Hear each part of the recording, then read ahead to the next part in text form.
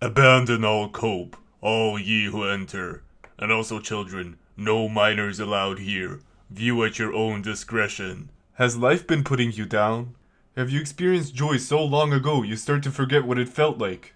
Is this carousel of life with its endless twists and turns spinning you at speeds you would have never agreed to if you knew, jostling you around, like a little girl's forgotten plush toy with no escape in sight unless you or the carousel stop?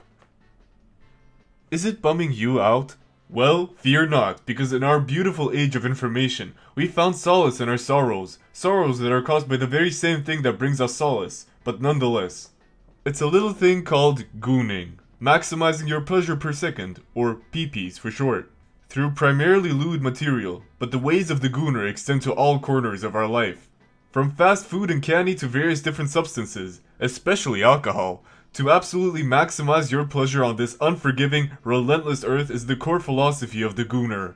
Now, you've come to the best person when it comes to maximizing our pleasure through Gooning, as I went to Hustler's Gooniversity online, and I studied advanced strokology while also having a PhD in thermodynamic law. And I can tell you that this is the ultimate coping method. You will not need anything else in your life after you start this transformative journey to top Goondom. Now, there won't be any lewd images on screen, and that's because you should already be watching them on multiple screens. Rookie mistake, but no worries. I have the ultimate guide for becoming the top Gooner. First, preparations. Before we can start with our journey of maximizing our pleasure, we have to make sure to never interrupt our Goon sesh. Every second not spent gooning is a second wasted, and once we start the Goon sesh, there is no going back.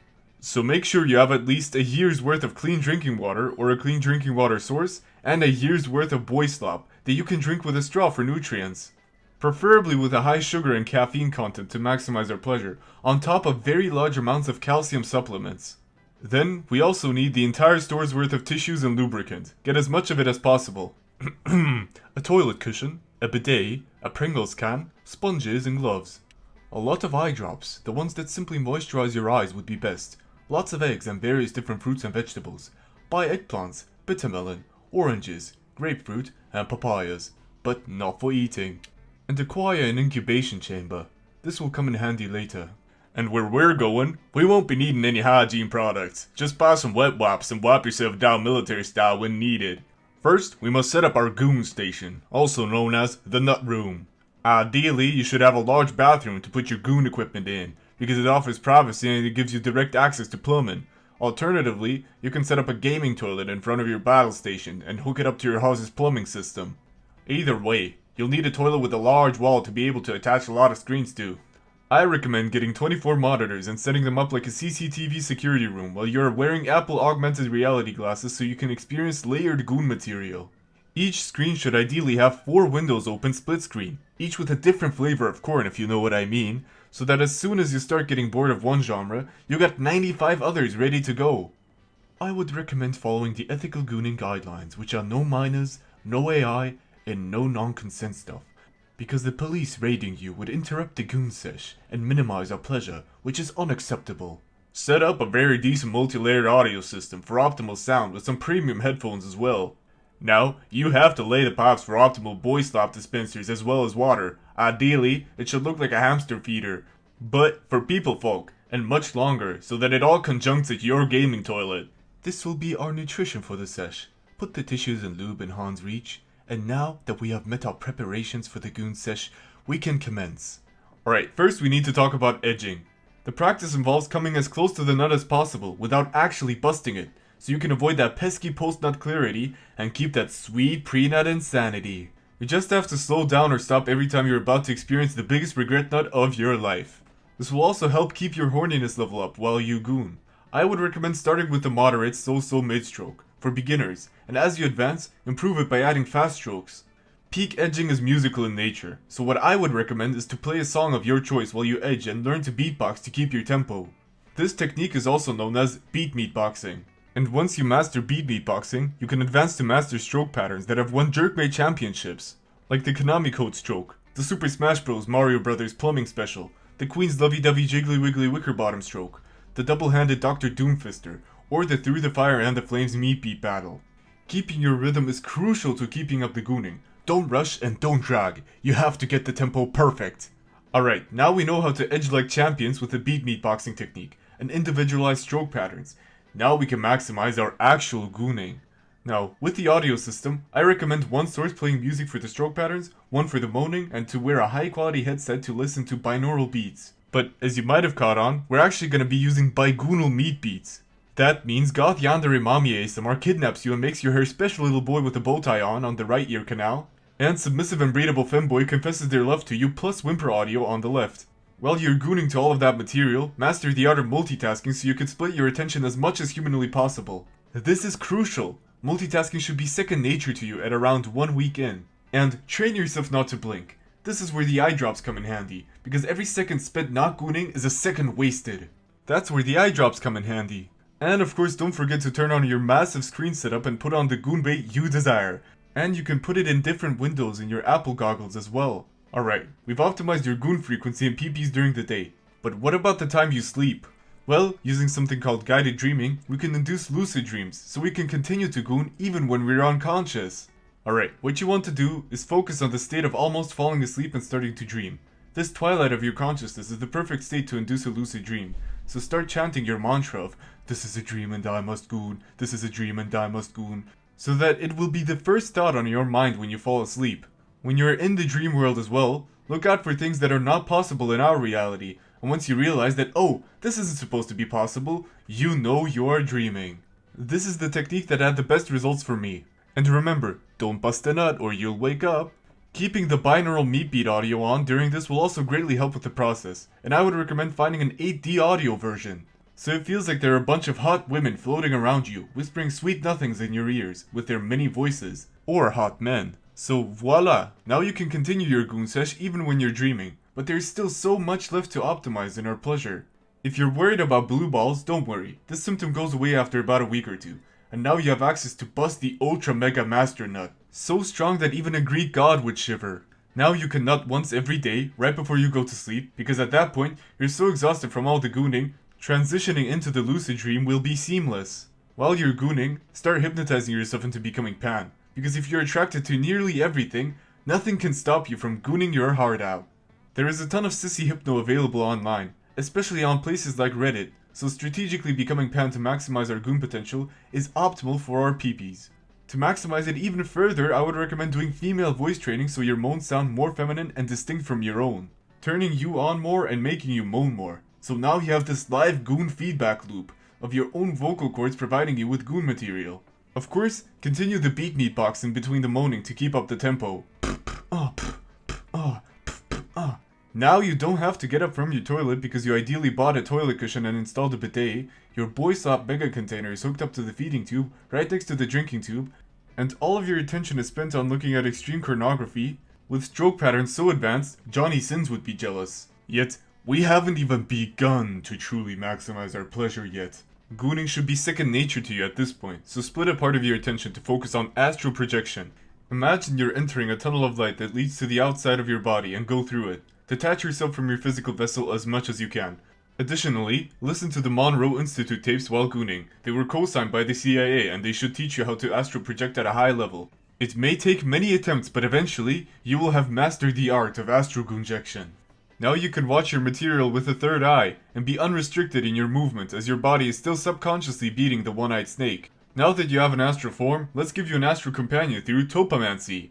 A tulpa is similar to an imaginary friend, but much more advanced. It is an autonomous entity created by your mind that can even touch you and make you feel it. It originated from the Tibetan monks, probably because they were lonely, but you, my friend, you are going to create the perfect tulpa for gooning. During the creation of said tulpa, your mind needs to focus on what they like, how they talk, how they look like, and what their experience with life is. Imagine an extremely complex being, down to the tiniest of details and quirks, and think about them every single day, extensively and obsessively, until it manifests in your life, and now you have an ethereal goon buddy that doesn't need any outside resources. It can take on the appearance from anyone you desire. If you want Rias Gremory to assist you on your carnal journey, then this is exactly what will happen. Or if you want Shrek as your husbandu. Looking at you, Leon, you know who you are. Be careful with manifesting 2D beings, because you will need to be able to visualize them from a 360-degree perspective completely. The accuracy of your imagination is key to creating a tulpa, so keep that in mind at all times. Much like your tulpa.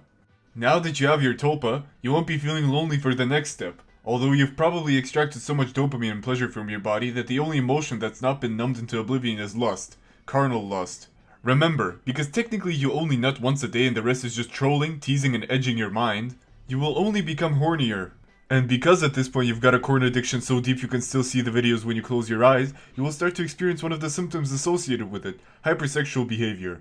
Normally, this would be quite debilitating if you try to live a normal life, but in our case, it only helps our cause. And you're gonna need hypersexual behavior because we've now gone past the post-nut clarity stage. This is also why becoming a Tulpamancer was a crucial step in this process. When you're having relations with your tulpa, your brain actually thinks of it as just regular intercourse, so there's no regret, and you have now gained the ability to bust a nut hands-free with only the power of your mind. This will also massively help for injury prevention, chafing, and enabling you to use both hands in your future endeavors. So I hope you made your tulpa absolutely insatiable. A succubus so powerful even the average 4chaner or Reddit neckbeard would run for the hills. But why do we need to increase our NBF or nut-busting frequency? Well, my aspiring Goon Lord, not only will this immensely increase our PPs, but we can actually use all of the semen you send to the sea every day. Remember earlier when I was telling you to buy a bunch of fruits and vegetables? You naughty. Thought that we're gonna use them for gooning later, which is true, but their main purpose is actually an absolutely crucial step in increasing our PPs, creating our first homunculus. To create a homunculus, we need an egg. Any egg will do, although they produce different results. I would recommend chicken, as these are the most obedient by far from my personal experience. A produce of your choice, and for our first homunculus, I would highly recommend a papaya. This will make them tough, durable, and decently intelligent. The perfect worker. This is also why we learned the no-hands gooning technique, because you'll need to set all of this up yourself. But don't worry, the augmented reality Apple goggles should keep your PPs at a sustainable level. You have to crack open the egg, pour it into the papaya, extract those brave sailors from yourself, then put them inside of the egg papaya mix, seal the papaya, and put it in the incubation chamber at around 36.6 degrees Celsius. This should simulate a womb-like environment for the homunculus. Back in the olden days, they used horses' wombs for this process, but remember, we're ethical gooners. Besides, the incubation chamber is much more streamlined and industrialized. Now, for the last step, you need to project your soul into the astral plane and bust an astral nut into the papaya, Danny Phantom style. This will give the homunculus the crucial life energy needed to come alive. This is where most homunculus breeders fail. Trust me, nutting in an egg fruit for a failed homunculus, getting caught and subsequently kicked out of your house for it is real embarrassing. But what should you do with your homunculus once it hatches? Well, a homunculus is an artificial humanoid creature with no soul, at least not like us, specifically bred to do your bidding. It originates from alchemy, and spoiler alert, the homunculus will help you massively with alchemy later. Repeat the homunculus breeding process with an eggplant. This will produce highly intelligent, scientifically minded homunculi. Bitter melon for battle homunculi, orange for an engineer-minded homunculi, and grapefruit for builders. The incubation chamber should be big enough to fit all of them. After about 3 full moons, they should start to hatch. They will have translucent skin at first, much like your sailors, and you will need to feed them lots of boy slop so they grow big and strong. Although a homunculus is much shorter than a regular human, standing at around 90 to 100 centimeters tall. This also depends on the fruit though. A homunculus is much more self-sufficient than a regular human, and they grow up much faster, so soon they will be able to do your bidding.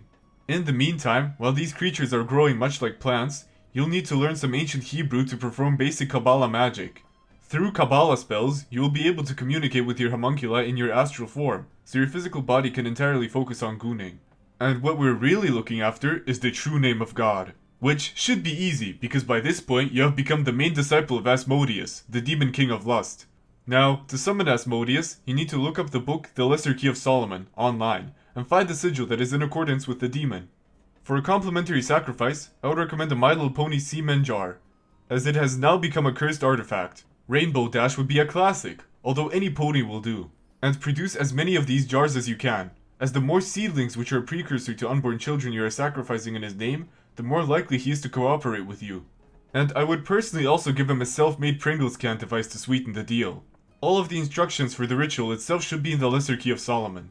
After you have summoned him, he will probably recoil back in disgust because your room smells like 50 My Little Pony nut jars that have been left in the sun for too long, but this should also prove to him that you truly are filled with carnal lust. And don't forget to offer him the cursed can as a souvenir. So with the ancient Hebrew you have learned, ask him what the true name of God is. The reason why a demon would know God's name in the first place is because they have access to arcane knowledge, and because when Lucifer fell down from heaven, he exposed God's true name like it was nothing, until he couldn't speak anymore. Also, if you're wondering if the name is Yahweh or a variation of it, it's not, and I had to learn this the hard way. Now that we have the most powerful spell in Kabbalah, we can move on to the next phase of maximizing our pleasure. The homunculi should be fully grown by now, and you can give them commands in your astral form. You need to command them to build or get more incubation chambers for more efficiency, and expand your living quarters as a whole, and to get more boy slop and produce. Now that we have set up a larger base of operations, we can start to really mass produce these homunculi. Command your eggplant homunculi to perform IVF insemination from your individual loads for maximum efficiency. Now one nut can create up to thousands of healthy homunculi, and as they are expanding, train your bittermelon battle homunculi in the art of war, because you will probably soon be noticed by some shady figures. Now that we've got our exponential homunculus growth going, we can start using the builders to build giant statues made of clay or mud. Because we can give them life by writing down the true name of God on a piece of paper and tossing it in the mouth of the golem, and congratulations, now you have your very own mecha Goon golems. The golems can look humanoid, but they don't necessarily have to, so you can make various different clay and mud monsters to do your bidding. By this point, your homunculi can fully sustain your gooning lifestyle, and no one dares to come close to you, because of the Goon golems. And you can freely roam around in your astral form, but we need to fully maximize our pleasure even further beyond. Order your homunculi to carry your body on the gaming toilet for a nomadic journey, because to further expand, we need to invade a small country. Now, when it comes to potential candidates for invasion, I would recommend Lesotho personally, because they already have beef with South Africa, they are completely landlocked, and close to no major allies to defend them. And it has great defensive terrain. Plus, if we seek further expansion, Africa is rich in resources, which we will be needing to maximize our pleasure. They will stand no chance against your homunculus and golem army, and even if they do, you can simply utter the true name of God, and it will cause earthquakes and thunderstorms. Now that you have become the de facto military dictator of Lesotho in the name of Gooning, you will have much more resources available, and a place that will be much easier to defend for the next step. The reason why we need all of those resources is so that your eggplant buddies can start their alchemical research to find the recipe needed for the Philosopher's Stone. Don't forget to expand your territory as is needed. You are powerful enough to go up against all of the world's militaries, but you have to not get nuked at any cost. The homunculi are quite adept at alchemy, so it shouldn't take them too long to find it, especially because you can keep producing them at very high rates, and once they do, you will have the ability to transmute common metals into gold, meaning that you will have access to near infinite money for future funding and to globally trade for the parts you will need. And the Philosopher's Stone is able to produce the elixir of life, so that you never ever have to stop gooning anymore. What's the point of passing away if you can't goon anymore? A lesser gooner would have stopped eventually, but this is why we're the Alpha Omega Sigma males of the way of the gooner. This immortality will come especially in handy because now has come the time to abandon your weak flesh vessel. By this point, your dopamine receptors are beyond fried, and if you stopped gooning for even a single second, you would have perished from the sheer amount of repressed emotions and thoughts that have been building up in that pesky head of yours. They never went away, but now, finally, we can get rid of all of the bad thoughts forever. Our silly little brains. They can only get so much pleasure. Only so many feel-good chemicals. We must go even further, beyond. Order your legion of offspring to research how they can expand your consciousness and free yourself from this flesh vessel, so you can achieve the Singularity. Your homunculi should be completely autonomous by now, as you have mastered the art of astral kabbalistic command, and the Goon golems are a near unstoppable force. This might take years, decades, or even millennia, but time is nothing but a joke to you, ever since you became immortal. While you're still maximizing your pleasure, you're also meditating, focusing on expanding your spirit in ways that only the Buddha has achieved. But after so many years, you forgot to count. You're not even sure if civilization is still around. You and your army have found a way to activate the Singularity, simultaneously, as the homunculi are extensions of yourself. Your Tulpa is still a loyal companion after all these years. You're not even sure if it's just a Tulpa anymore. Through the years, she might as well have become a real succubus. But it all doesn't matter anymore. As you ascend from your immortal flesh into your eternal ethereal form, you gaze upon your kingdom come, one last time, before becoming the one and only Demi-Goon God. Your consciousness, much like a locust plague, starts to overtake the entire Earth. Not long, you are as big as the solar system, and you have reached pleasure so high, there was no concept or word invented for it that came close. You are now beyond decadence, beyond lust. The logical conclusion of maximizing your pleasure to the fullest, and as you float into the ether, you realize how you could maximize it even further. You split your consciousness into fractal versions of yourself, each one being able to go through your original Goon journey. You are ever expanding, and now, your pleasure level is equal to the expansion of the universe, which will soon become the Gooniverse, thanks to you. And because the universe's expansion is infinite, you will always get an increasingly large amount of pleasure, so it never gets stale. On a metaphysical level, gaze upon your empire and think about what you have done, because the only thing there is to life is to maximize our pleasure as much as we can, right? Right?